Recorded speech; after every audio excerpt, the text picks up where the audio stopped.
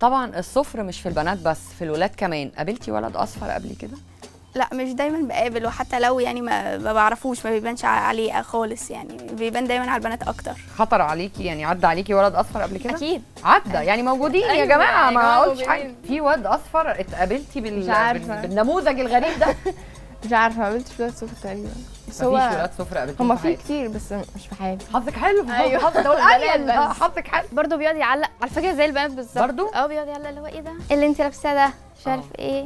ده يا واد يا بنت خالص، انت مالك انت هي لابسه ايه ولا بتعمل ايوه. ايه؟ ومثلا لو في مثلا اي نقاش بينك وبين بنت يتدخل مثلا، يقول لك ايه ده، لا انت حقوده مثلا. لا ده يا واد يا بنت خالص. يا واد يا حقودة. بنت، حاشر نفسه ليه في أيوة. البنات؟